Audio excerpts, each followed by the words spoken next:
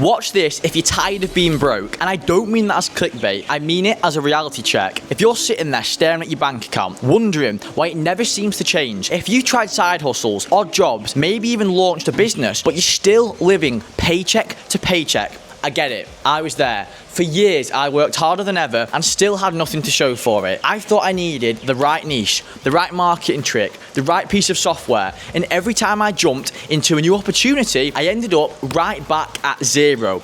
And here's the truth nobody told me. It wasn't the strategy holding me back, it was my mindset. I know that sounds cliche, but let me prove it to you. Last month, my agency brought in $750,000 in revenue. Same brain, same pair of hands, and same 24 hours in a day. The difference between the guy struggling to pay rent and the guy running a $750,000 a month agency wasn't luck, and it wasn't a secret tactic. It was what was going on in my head. Because the way you think about money, about yourself, about opportunity is the invisible ceiling on your income. If you've been grinding for months or years and still not breaking through, the problem isn't that you're lazy or cursed. It's that the way you think about wealth is quietly sabotaging you. So this video isn't just another list of hacks or side hustles. This is about the real thing that turns broke entrepreneurs into people who can build 6- and 7-figure businesses. I'm going to share the exact mindset shifts that changed my life and my income. The ones I teach inside my program that have helped my clients scale too. We're going to talk about why an abundance mindset is a secret weapon for fearless outreach, why delayed gratification is the difference between staying broke and compounding wealth, and why responsibility, resilience, and self-worth are non-negotiable if you want to stop living month to month. This is the stuff I wish someone had grabbed me by the shoulders and told me years ago, because once I fixed this,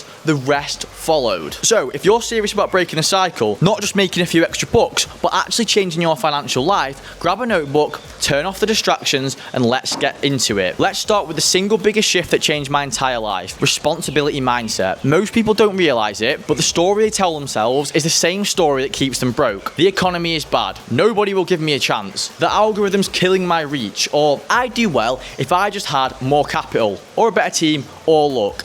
I used to say all of that. I blame the market, the competition, even the apps I was using. But the day things actually started moving forward was the day I said to myself, if I built this situation, then I can also build a different one. If it's my fault, then it's also in my power to fix it. That was the first real turning point in my money journey. Why this mindset matters. So when you think external forces control your results, you act like a passenger in your own business. Passengers complain about the road. Drivers look for a better route. Money flows to problem solvers, not excuse makers. If you want more money, you need to become the person who looks at every challenge and asks, what's the next move I can make to change this? Back when my agency was stuck at a few thousand a month, I blamed everything. I said the OFM space was saturated. I blamed creators for not sending content. I blamed the lack of ad budgets. The truth? My offers were weak. My outreach inconsistent, my funnel messy. Once I took ownership of those things, I fixed them one by one. And that's what allowed us to scale all the way to 750K last month alone. And there's an important distinction. Taking responsibility doesn't mean you beat yourself up or say you're a failure. It means that you accept that you're in charge of the response. A creator ghosted you. Instead of saying they're unreliable, ask, how could I qualify it better before signing them? Outreach getting low replies. Don't blame the platform, improve your messaging, test different hooks, increase the volume. Didn't hit your monthly goal? Review your daily inputs, not the economy. Every time you shift focus from the external problem to your next controllable action, you regain that leverage. Here's what I started doing that changed everything. A daily accountability check. Each night I wrote down 3 things that didn't go well that day, and 1 thing I could control tomorrow to move the needle forward the following day. The no blame rule with my team. If something broke in the business, we asked what process failed, not who messed up. Reframing setback. So every loss got labeled tuition, the cost of the lesson that will make us better. So most entrepreneurs waste months trying to change things they can't control. The economy, the platform, other people. And when you live by responsibility, you cut that wasted time and go straight to improving what is in your power. So your skills, your outreach volume, your funnel, your messaging, your follow-ups. And that's why this single mindset shift can collapse years of struggle into a few focused months. Let's talk about a mindset that separates people who plateau forever from the ones who break through. The growth mindset. Now, a growth mindset is a belief that your ability isn't fixed. You can learn any skill you need to win. For a long time, I didn't believe that. I thought people who were great at sales were just born charismatic. I also thought people who crushed outreach were natural extroverts. And I also thought the agencies pulling in 6 figures had some secret I'd never figure out. That's what I called a fixed mindset, and it's poison for anyone who wants to make serious money. How my fixed mindset kept me broke. So back when my agency was stuck at a few thousand a month, I avoided hard things because I assumed I just wasn't good at them. I dreaded sales calls because I told myself I wasn't a closer. I didn't learn ad strategy because I thought you had to be a maths whiz. I stayed in my comfort zone, doing busy work that felt productive but never actually moved the numbers. That belief cost me years of growth. The switch that changed everything. I'm going to tell you that now. So the turning point came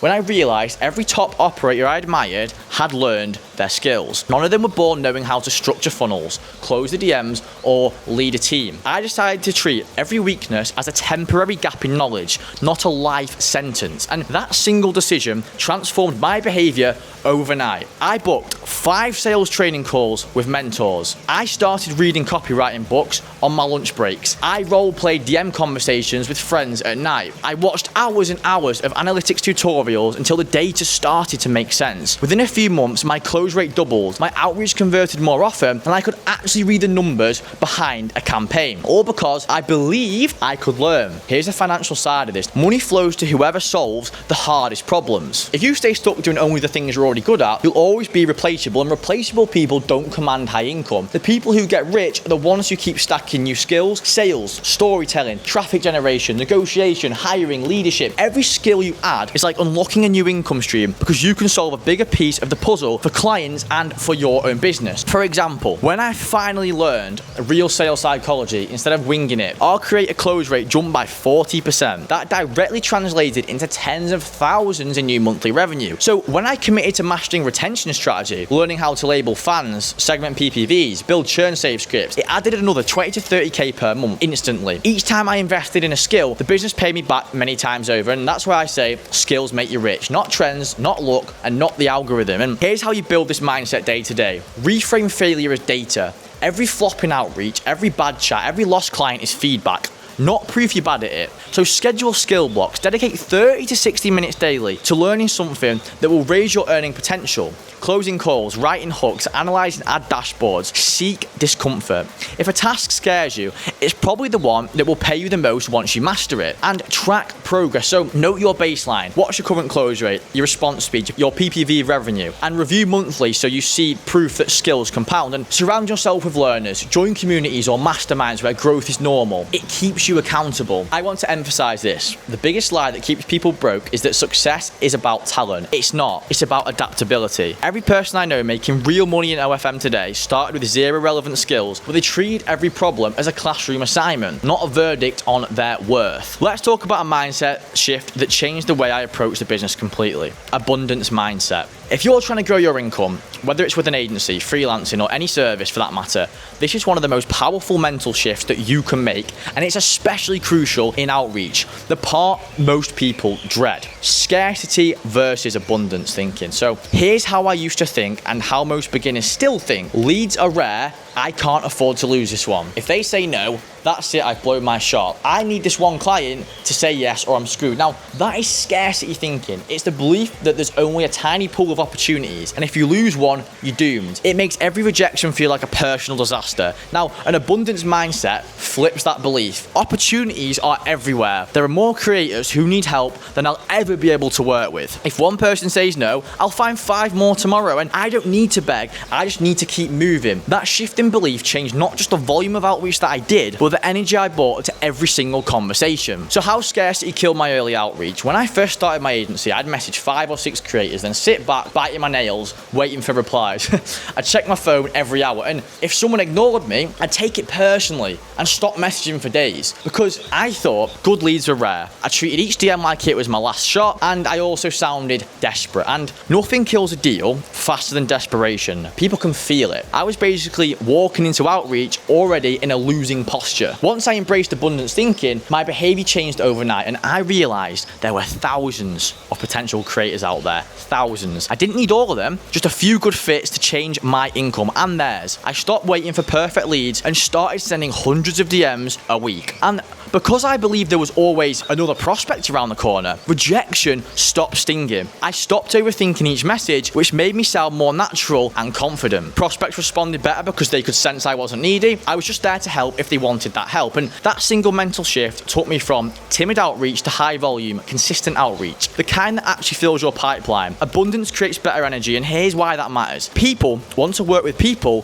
who feel secure and confident. And scarcity energy feels clingy and pressuring. Please sign with me. I need this deal. Abundance energy feels calm. Here's how I can help you. If it's not a fit, no worries. I've got others to help. That calmness is magnetic. Creators and clients are drawn to the person who isn't desperate, and how it affects everything else. So abundance mindset doesn't just improve outreach, it also shapes negotiation. You stop lowering your prices out of fear of losing the client. Sales, you can walk away from bad fits because you know more leads will come. Team building, you hire with higher standards instead of clinging to the first applicant. Decision making, you invest more boldly because you believe there's always another opportunity to create more revenue. So practical ways to build abundance thinking, and here's what helped me. Volume targets over emotion. I set daily outreach numbers, say 50 to 100 DMs, and focused on hitting that regardless of the replies. When you're hitting your numbers, one rejection doesn't matter. Track the math. I realised if I message 100 creators, maybe 20 respond, 5 book a call and 1 signs. Suddenly,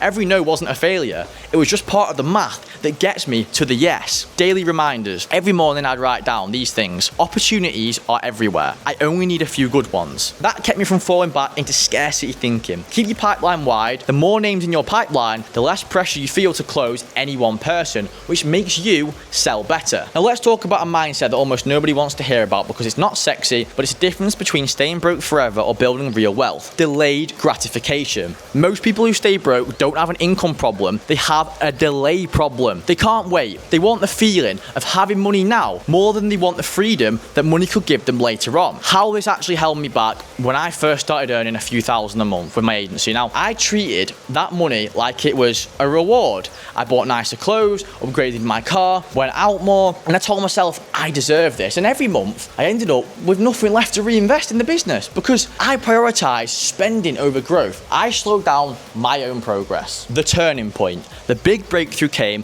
when I decided that every dollar that came in was a seed, not a trophy. Seeds don't get eaten, they get planted to grow more. And I started pouring almost everything back into the business. Paid promo and ads that brought in new leads, hiring better chatters and investing in their training, upgrading our content systems and equipment, subscriptions to analytics tools so I could track what was actually working. Now, it wasn't glamorous at all by any means. While other people flashed watches or rented cars for Instagram, I was sitting there stacking assets for the business. But that's the mindset that took us from scraping by to 20k months to eventually 750k in a single month. And here's why this mindset is crucial. Money in your pocket feels good once. Money you reinvest in systems, people, or traffic can pay you over and over again. And if you spend $2,000 on a luxury purchase, it's gone. If you put $2,000 into ads that generate $5,000 a month in sales every month, then that's a lifetime income stream. That's a long game thinking. Like, most people never adopt because they are too hooked on quick dopamine. Now, lessons for anyone starting out. Most beginners quit because they expect to pull out profit immediately and get discouraged when it takes months. But if you play the long game and let compounding do its work, what looks slow in the first 6 months explodes in the second year. Remember this, your first 50k should build the machine. The machine will build your lifestyle later. If you can master delayed gratification, you'll always be ahead of the people chasing quick hits. Because while they're spending their first wins, you're building the system that creates your next 10. Next, let's talk about something every entrepreneur underestimates: resilience. Most people love the idea of making money, but very few are prepared for the punches that come with building it. If you can't take hits and keep moving, you won't survive long enough to reach your goals. My early reality check. So in the early days of my agency, I got hit with everything. Creators would sign and then ghost a week later. Paid promos I spent thousands on would flop overnight. And chatters I trained would quit without notice. And Instagram pages we grew would get flagged and shadow banned. Every one of those things felt like a personal attack at the time. And for a while, I let each setback knock me off course for weeks. I'd lose one creator, I'd stop outreach for the whole month. I burned a few hundred on my ads and convinced myself I was done with paid promoing forever. And that cycle kept me stuck at low revenue for way longer than was necessary. And here's where the mindset shift came in, and I eventually realized that the market isn't punishing me, it's testing me. Resilience is about understanding that setbacks are tuition.